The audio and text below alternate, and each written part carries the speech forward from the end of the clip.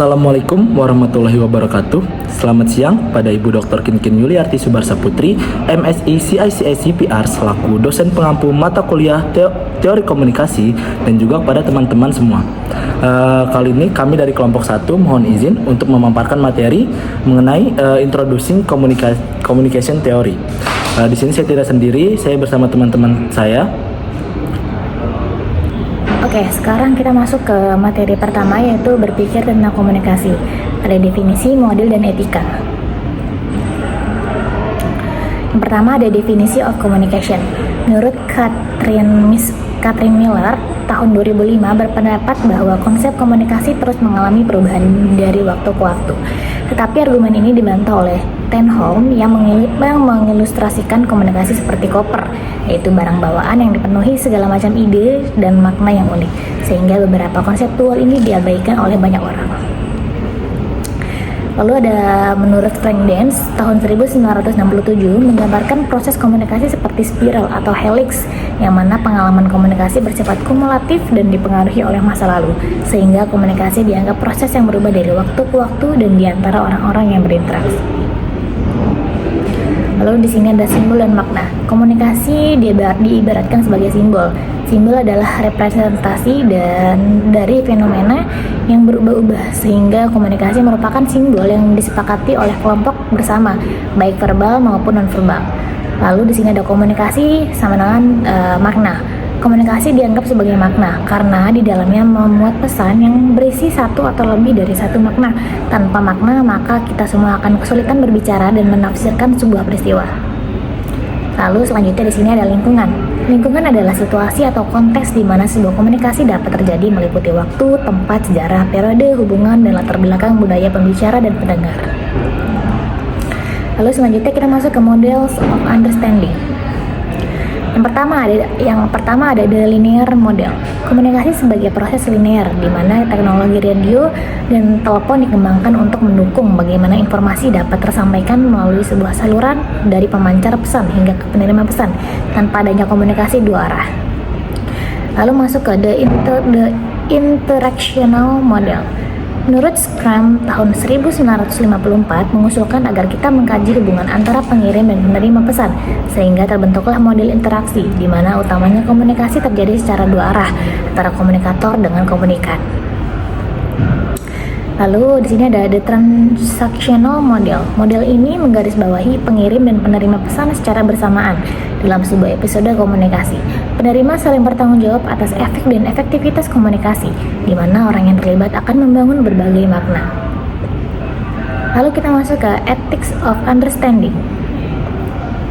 Yang pertama ada bisnis dan industri. Etika komunikasi pada aspek bisnis dan industri penting dilakukan untuk meningkatkan transparansi dan akuntabilitas pemegang saham dan pemilik perusahaan, sehingga tingkat kepercayaan dari pihak eksternal dan internal perusahaan juga meningkat. Lalu di sini ada industri hiburan.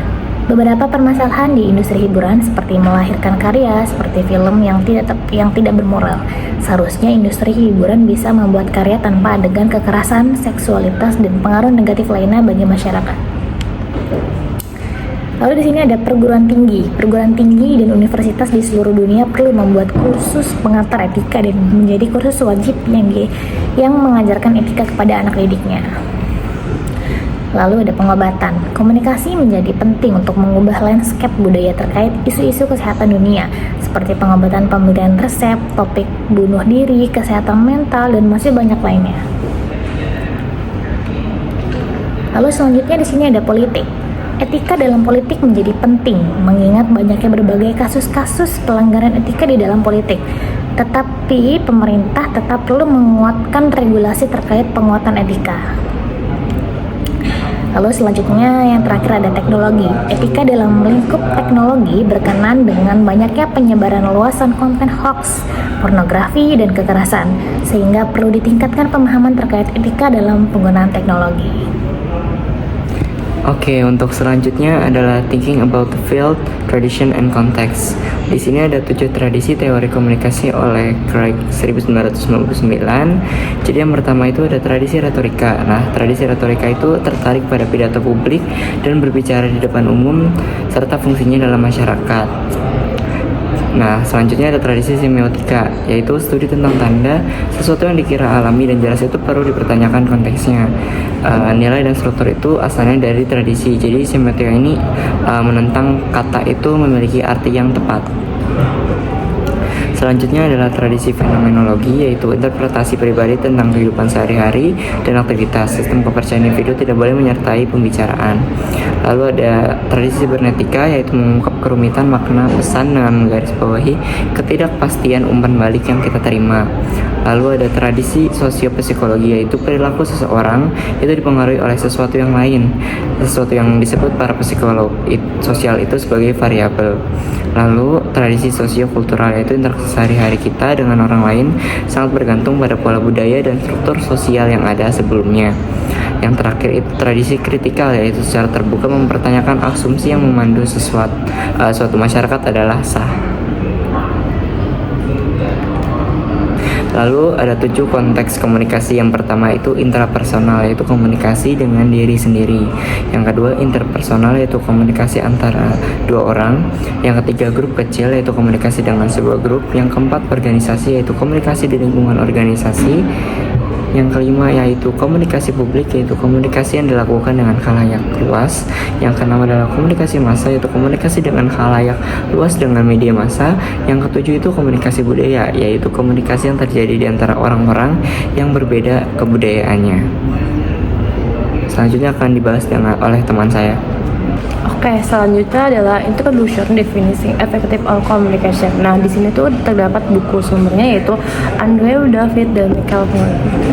Nah, di sini tuh ada prinsip komunikasi yang efektif, yaitu komunikasi dalam konstruksi menyoroti hambatan struktural dan kultural yang mempengaruhi efisiensinya. Meskipun strategi komunikasi teoritis tampak sederhana, penerapannya dalam praktik dipengaruhi oleh pengalaman dan peran yang beragam di sektor ini. Selanjutnya, di mana teknik komunikasi harus disesuaikan dengan kebutuhan proyek tertentu dan faktor struktural sesuai dengan pandangan sistem terbuka yang mengakui pengaruh variabel eksternal terhadap keputusan komunikasi. Nah, meskipun tidak ada solusi komunikasi yang universal, ada prinsip-prinsip dasar yang dapat diterapkan.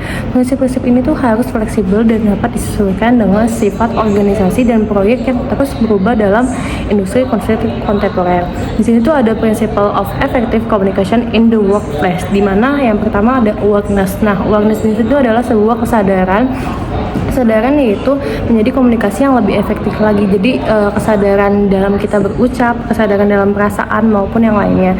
Di situ pun ada tanggung jawab. Nah, tanggung jawab di sini tuh adalah di mana kita mempertanggungjawabkan kata-kata yang kita buat dan kata-kata yang kita lakukan maupun syarat dan nonverbalnya. Di sini tuh ada rasa hormat, yaitu kita harus memandangi pandangan dari sudut lain. Di sini ada kepercayaan, di mana konsep utama yaitu untuk kita jujur dan transparan untuk menentukan hasil yang mau kita capai.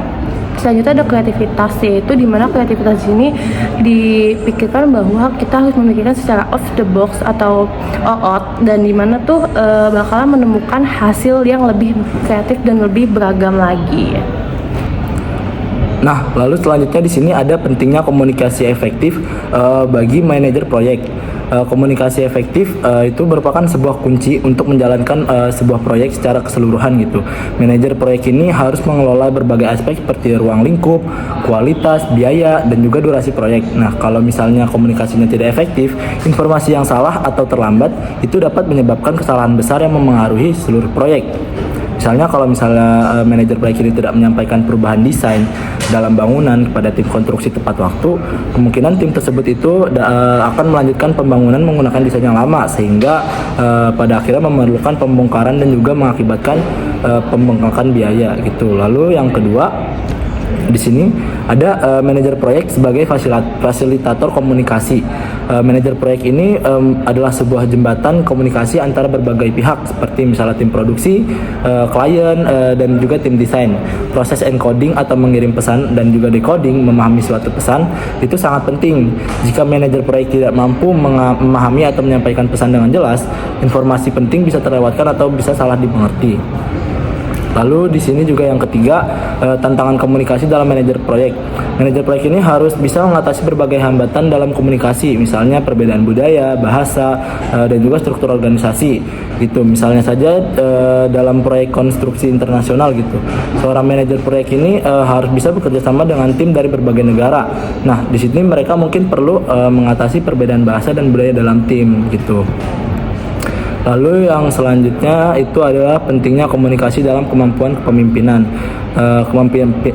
Kepemimpinan yang baik itu membutuhkan kemampuan untuk mengkomunikasikan visi dan tujuan proyek pada tim dengan jelas. Manajer proyek harus mampu memotivasi tim dengan menggunakan komunikasi untuk menciptakan rasa memiliki terhadap suatu proyek dan membantu mereka memahami kontribusi mereka terhadap tujuan yang lebih besar. Sekian, terima kasih.